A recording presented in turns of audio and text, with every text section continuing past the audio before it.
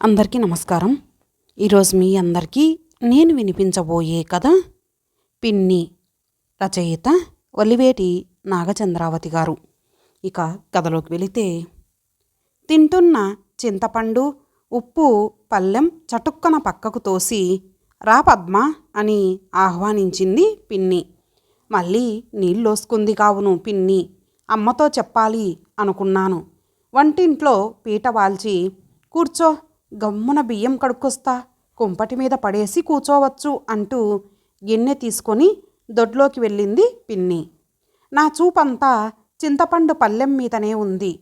పిన్ని ఎప్పుడూ నీళ్లు పోసుకోవటమే కానీ అవి పాలు అయ్యేది లేదు. అయినా కడుపు పంట 4 కాలాల పాటు కళ్ళ ఎదుట పారాడింది లేదు. అందుకే అమ్మ అంటూ ఉంటుంది, పెళ్ళైతే పెద్దాళ్ళు అన్యాయం చేసి రెండో పెళ్లి వాడికి ఇచ్చారు అన్నావు. మరి దీనికేమి చెబుతావు పిచ్చిదానా? రాతే రాత. ఆ భగవంతుడు రాసిన రాతని ఎవరు తప్పించగలరు? మనం కేవలం నిమిత్తమాత్రులం అంటుంది. అమ్మది మరీ చాదస్తం.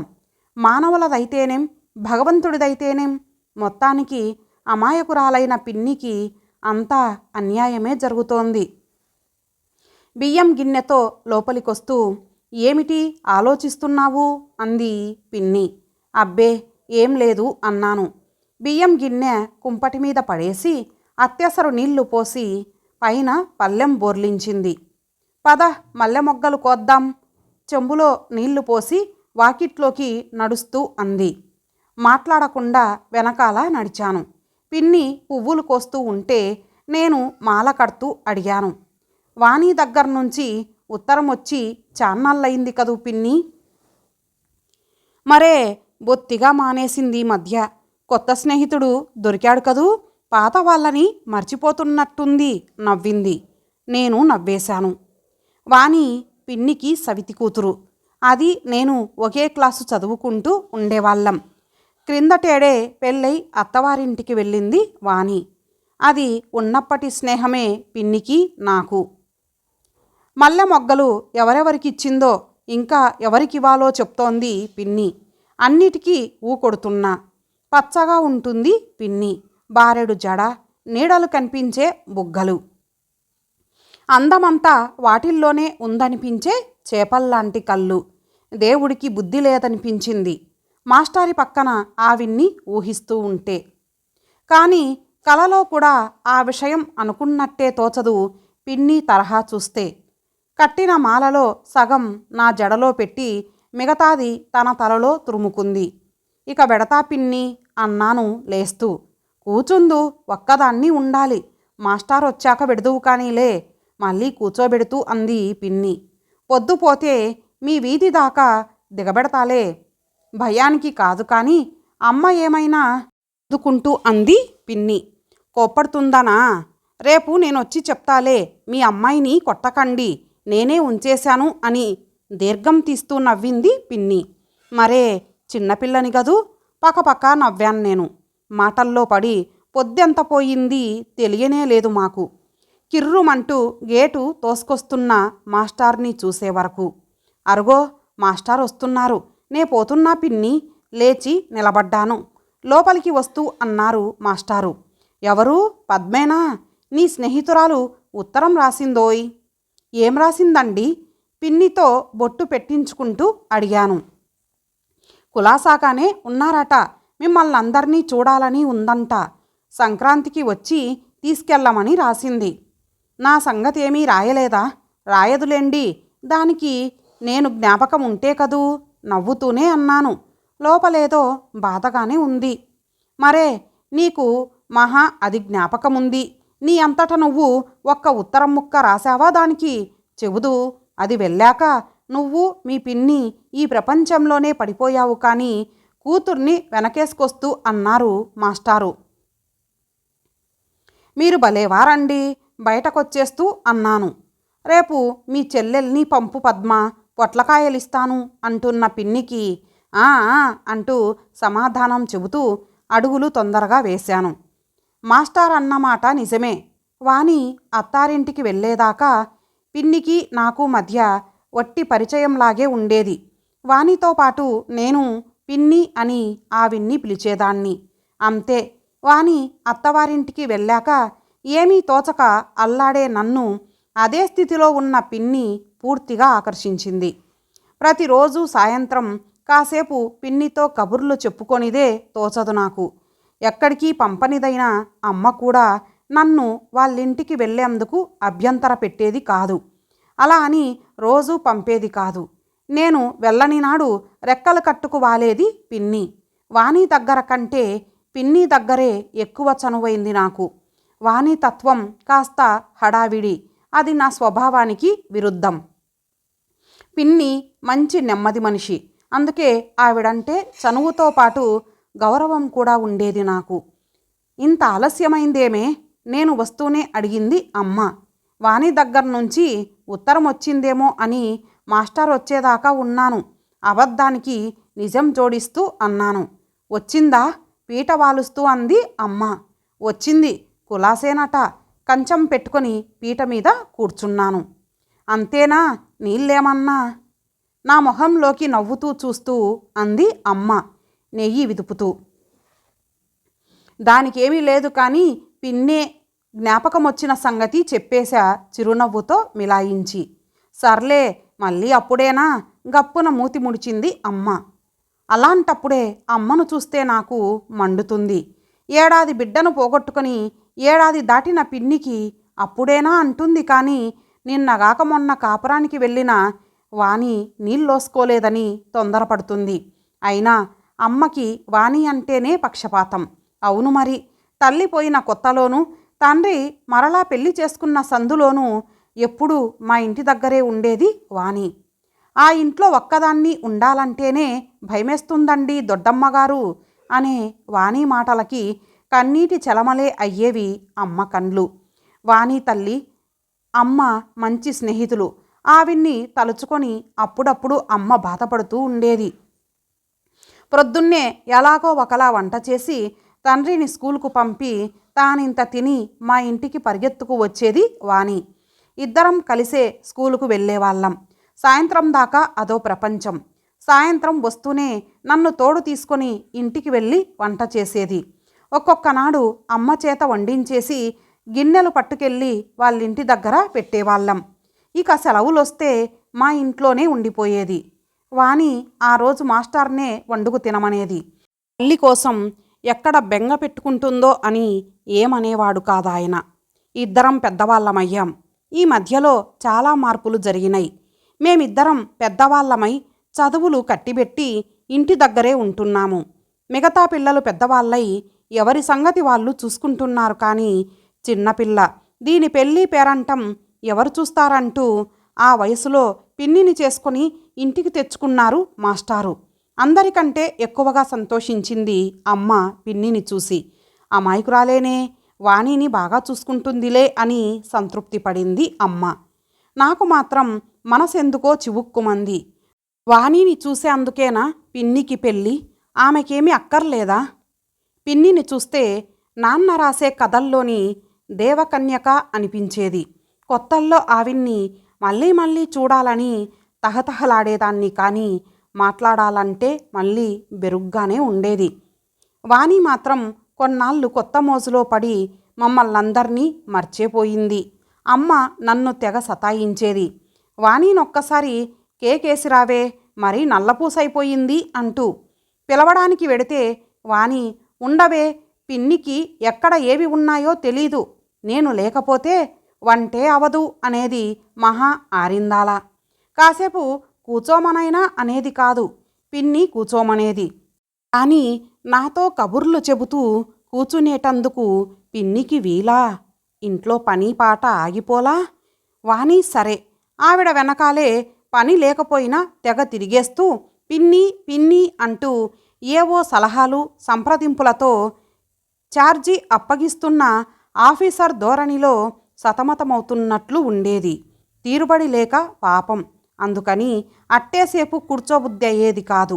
ఇంటికి వచ్చినా మనసు మాత్రం అయస్కాంతంలా అటే పిన్ని మసలుతున్న ఆ ఇంటి వెలుపలనే తారట్లాడుతుండేది. వాణికైనా ఆ మోజు ఎన్నాళ్ళలో నిలవనే లేదు. ఆ తర్వాత అదివరకటి కంటే ఎక్కువగా మా ఇంట్లో తిష్ట వేసేది. ఇదివరలోలా వంట పని కూడా లేదుగా. తండ్రి వచ్చేసరికి తను ఇంటి దగ్గర లేకపోతే కేకలేస్తాడని తెలిసినా పిన్ని సర్దేస్తుందని తెలుసు వాణికి. అందుకని ఆ టైంకి కూడా ఇంటి దగ్గర ఉండేది కాదు, పెత్తనాలు సాగించేది. పిన్ని ఎంత మంచిదంటే ఆవిడ అమాయకత్వాన్ని అలుసుగా తీసుకొని ఆవిడ మీదే అథారిటీ చెలాయించేది. వాణి రకరకాలుగా నాన్నతో చెప్పేస్తా అన్నట్టు బెదిరింపు ధోరణిగా ధీమాలు చేసేది. ఆవిడ సరే ఏ తప్పు చెయ్యకపోయినా హడలిపోయేది. ఆవిడ్ని చూసి విరగబడి నవ్వేది వాణి. ఎందుకు పిన్ని అంత భయపడతావు, అసలు చెప్పేందుకు ఏముందని అంటూ వీపు దువ్వేది. తర్వాత కొంటెగా భలే దానివే అంటూ తేలికగా నిట్టూర్చే పిన్నిని చూస్తే ఆ క్షణంలో ఎక్కడలేని జాలి పుట్టుకొచ్చేది. వాణి చిలిపితనానికి మండుకొచ్చేది. ఆవిడ ఇవన్నీ మనసులో పెట్టుకునేదే కాదట. ఆ తర్వాత వాణి చెప్పేది. సంవత్సరాలు గడిచినాయి. వాణికి నాకు పెళ్ళిళ్ళైనాయి. వాణి అత్తవారింటికి వెళ్ళింది. నేను మాత్రం శ్రీవారి చదువు పూర్తి కాని కారణాన ఇక్కడే ఉండిపోయాను. ఈ లోపల పిన్నికి 3 పిల్లలు పోవడం, 2 సార్లు అబార్షన్లు కావడం జరిగింది. ఎప్పటికప్పుడు ఈసారైనా అనుకుంటూ మనసు దిటవు చేసుకుంటూ ఉండేది పిన్ని. ఈసారి వాణి వస్తే పిన్ని ప్రసవించేదాకా ఉండిపోమ్మని చెప్పాలి, పంపేయవద్దని పిన్నితో చెప్పాలి. ఎప్పుడు గలగలలాడుతూ బొంగరంలా చలాకీగా ఉండే వాణి సంసారంలో పడ్డాక ఇప్పుడెలా ఉందో. మరలా 4 రోజుల దాకా పిన్ని గారింటికి వెళ్ళటమే పడలేదు. ఆ వేళ మామూలుగా పిన్ని గారింటికి బయలుదేరాను. గేటు తీస్తుంటే మాస్టారి మాటలు వినపడ్డాయి. శనివారం కదూ, ఇంట్లోనే ఉన్నారు కాబోలు అనుకుంటూ గుమ్మంలోకి అడుగు పెట్టాను. మాస్టారు పిన్నిని ఏవో కేకలేస్తున్నట్లు అనిపించి ఆగిపోయాను. ఇన్నిసార్లు నిన్ను బ్రతిమలాడకుండా నేనే చేయించుకుందును, ఆ బ్లడ్ ప్రెషర్ లేకపోతే. ఈ వయసులో ఇంకా పిల్లలంటే సిగ్గేస్తుంది కూడాను. మాస్టారి గొంతు కరుగ్గా వినిపిస్తోంది. సన్నగా ఏడుస్తోంది పిన్ని. వెళ్ళేందుకు సమయం కాదని వెనక్కి తిరిగాను. మర్నాడు పిన్ని వచ్చింది, నిమ్మకాయ కోసమని. వెళ్తూ వెళ్తూ నేను ఇన్నాళ్ళు రానందుకు నిష్ఠురమాడి రేపు తప్పకుండా వస్తానని చెప్పించుకొని మరీ వెళ్ళింది. నిన్నటి విషాద ఛాయల తాలూకు నీడలైనా లేవు పిన్నిలో. మర్నాడు వెళ్ళాను. నవ్వుతూ ఆహ్వానించింది పిన్ని. తను పప్పు రుబ్బుకుంటూ ఉంటే నేను గడ్డిపోచ కొరుక్కుంటూ కూచున్నాను. పిన్ని ఎడతెరిపి లేకుండా ఏవో చెప్తూనే ఉంటుంది. ఈసారి పుట్టబోయే పాపకు ఏ ఏ దేవుళ్ళ పేర్లు కలిపి పెడతానని మొక్కుకుందో చెప్పింది. బావుంది, కొల్లేటి చేంతాడులా అని నేనంటే కిలకిలా నవ్వింది.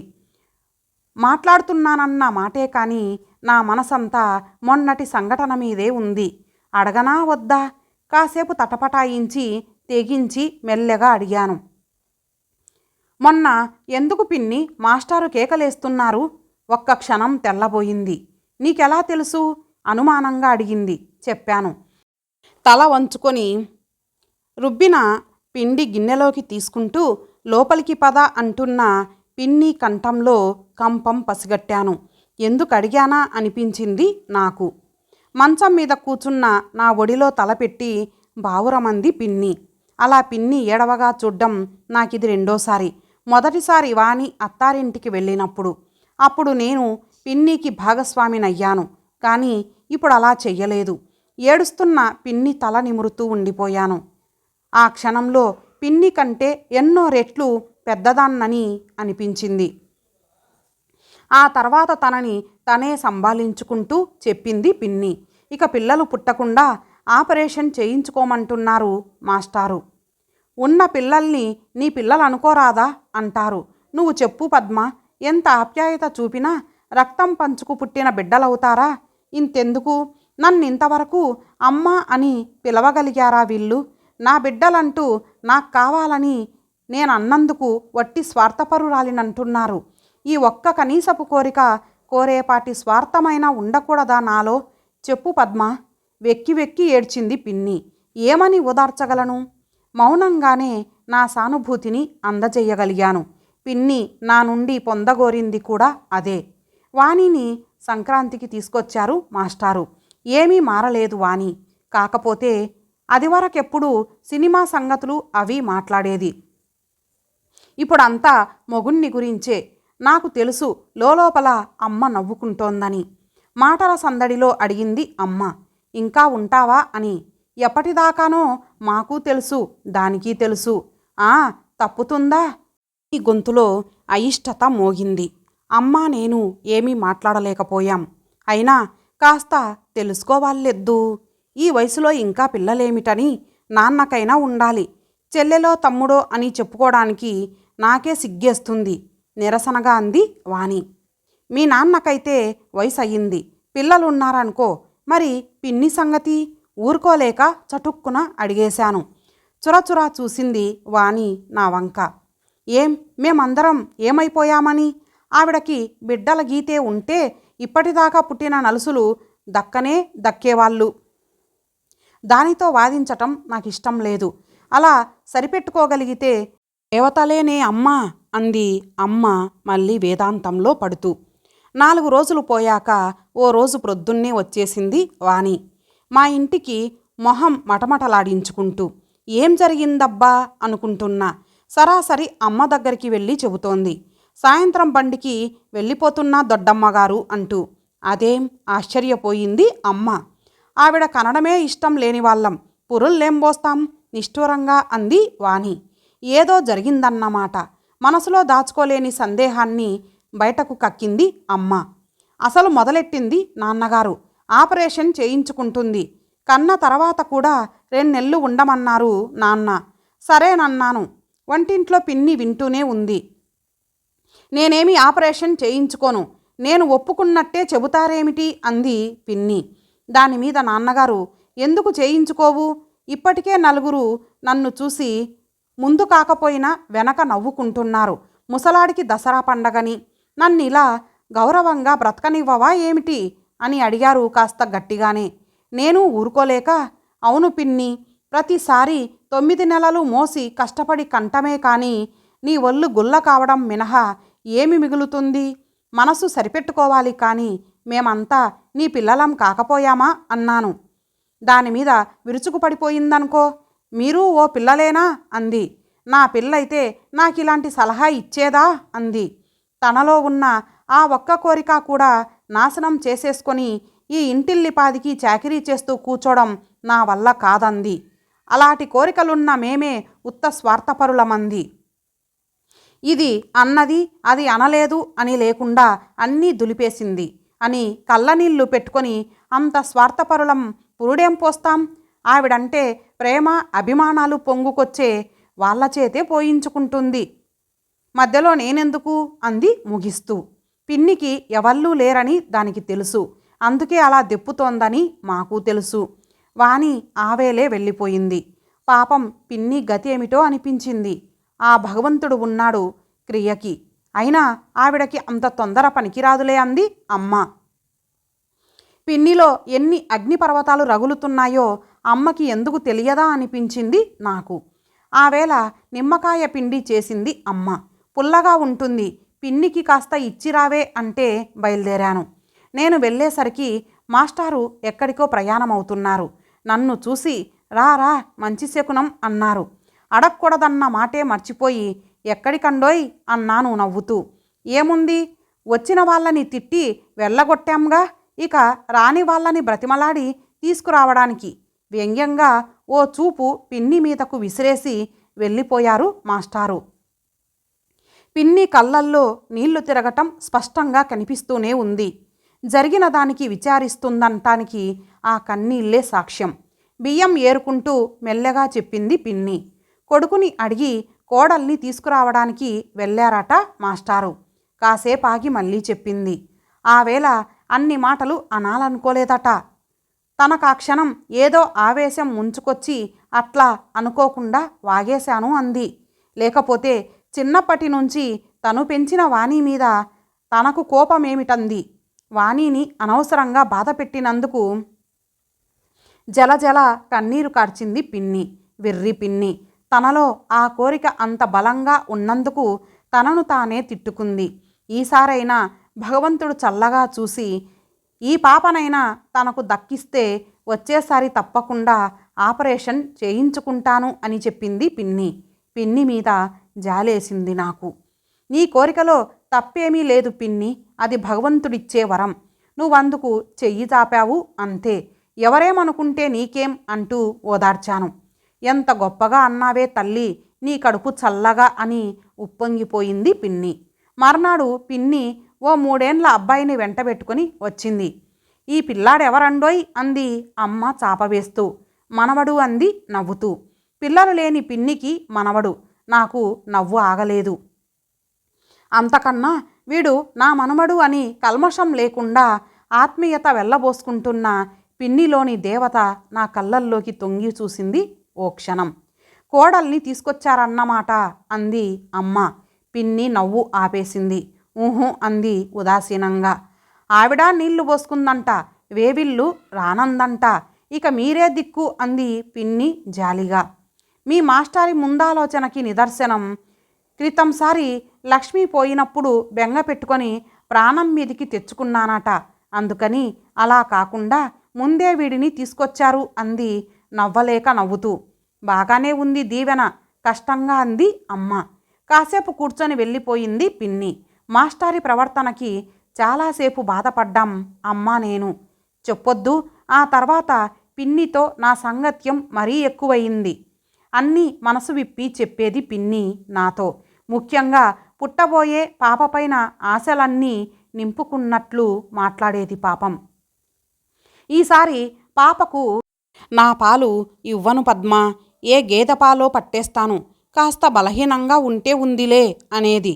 పాపని నా చేతులతో పెంచాలని లేదు, నా చేతులంత మంచివి కావేమో, ఎవరికైనా 10 రూపాయలిస్తే ఇంట్లో ఉండి చూడరంటావా అంటూ ఉండేది. రకరకాల గౌనుగుడ్డలు, చొక్కాగుడ్డలు కొని అస్తారుబతంగా దాచింది. స్వెట్టరు, మేజోళ్ళు అల్లుతూ కూర్చునేది. ఆవిడ ఆరాటం చూస్తే నాకెందుకో భయం వేసేది. కొన్ని రోజులు మామూలుగానే గడిచాయి. ఒకరోజు రాత్రి మాస్టారు వచ్చి హడావిడిగా అమ్మని తీసుకెళ్లారు. పిన్నికి నొప్పులొస్తున్నాయట, ఎదురు చూసిన ముహూర్తం దగ్గర పడుతుంది. నాకింకా మిగతా రాత్రి నిద్ర పట్టలేదు. తెల్లారగట్ల మాస్టారు వచ్చి చెప్పారు, ఆస్పత్రిలో చేర్పించారట, కడుపులోనే బిడ్డ పోయిందంట, ఆపరేషన్ చేసి తీసేశారట నిర్లిప్తంగా చెప్పారు.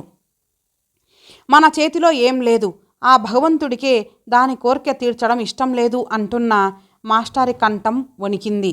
మాస్టార్ని చూసి జాలేసిన పిన్నిని తలుచుకుంటే గుండె గుబేలుమంది. ఈ అఘాతానికి ఎలా తట్టుకుంటుందో. కాస్త కాఫీ చేసి ఆస్పత్రికి తీసుకెళ్ళమని చెప్పి వెళ్ళిపోయారు మాస్టారు. కాఫీ కాస్తున్నాను అన్న మాటే కానీ మనసంతా పిన్ని తలపుతో భారమైపోయింది. ఆవిడ పాపాయి మీద పెట్టుకున్న ఆశలు, అనుకొని మురిపిన మాటలు తలుచుకున్న కొద్దీ దుఃఖం పొంగుకొచ్చింది. ఇంకా ఆస్పత్రికి బయలుదేరనే లేదు. వచ్చి పడ్డది అమ్మ. పెద్ద ఆపదేదో వచ్చినట్టు చెలించిపోతున్న అమ్మను చూస్తుంటే మాస్టారు చెప్పిన సంగతికే ఇంత బాధపడుతుందన్న నమ్మకం నాకు కలగలేదు. కీడును శంకిస్తున్న మనస్సుతో ఏమైందమ్మా అని అడిగాను. అయిపోయిందమ్మా, అయిపోయింది, పిన్ని చచ్చిపోయింది బావురుమంది అమ్మ. స్తంభించిపోయాను నేను. ఏదో ఆపద అనుకున్నాను కానీ ఇంత దారుణం జరుగుతుందనుకోలేదు. కన్నీళ్లు కాలువలు కట్టినాయి. కాసేపు ఇద్దరం మాట్లాడలేకపోయాం. అమ్మే వెక్కుల మధ్య చెప్పింది, ఆపరేషన్ చేసి బిడ్డను తీసేటప్పుడే తప్పనిసరిగా ఇక బిడ్డలు పుట్టకుండా చెయ్యాల్సి వచ్చిందంట, లేకపోతే పెద్ద ప్రాణానికే ముప్పంట. స్పృహ వచ్చిన పిన్నికి ఆ విషయం తెలిసిందంట. పిన్ని మాస్టార్ని చూస్తూనే ఆవేశంతోనూ ఆవేదనతోనూ మెలికల తిరిగిపోయిందంట. ఆ క్షణంలో ఆమెనెవరూ పట్టుకోలేకపోయారట. ఎంతసేపు మాస్టార్ని చూసి మీరే ఇలా చేయించారు, నాకు తెలుసు, నాకు తెలుసు అంటూ ఊగిపోయిందంట. తను కానీ డాక్టర్లు కానీ అసలు సంగతి ఎంత చెప్పినా వినిపించుకోలేదట. కాసేపటిలోనే పిన్ని ఈ లోకం నుంచే వెళ్ళిపోయిందంట. వెక్కి వెక్కి ఏడ్చింది అమ్మ. ఆ సంగతి తెలియకపోయినా మాస్టారి మీద ఆ అనుమానం అంత బలీయంగా కలగకపోయినా పిన్ని బ్రతికేదే అంటుంది అమ్మ. కానీ ఎలా నమ్ముతుంది పిన్ని? ఆది నుంచి ఆమె మాతృత్వాన్ని అర్థం చేసుకొని ఇంట్లో తన కడుపు పంట కోసం తాను పడే తపనకి విలువ కట్టలేని ప్రపంచంలో తమ స్వార్థాలతో తన మనసు కలుషం చేసి వదిలిపెట్టిన మనుషుల మధ్య తనకి అన్యాయం జరగలేదన్న నమ్మకమేమిటి? అందుకే ఈ నమ్మరాని మనుషుల మధ్య నుంచి శాశ్వతంగా వెళ్ళిపోయింది పిన్ని. మాస్టార్ని చూస్తుంటే జాలేస్తున్నా ఒక్కొక్కప్పుడు చేతులారా పిన్నిని చంపిన హంతకుడనిపిస్తుంది నాకు. ఇంతటితో ఈ కథ సమాప్తం. మరలా ఒక మంచి కథతో కలుద్దాం. అంతవరకు సెలవు. నమస్తే.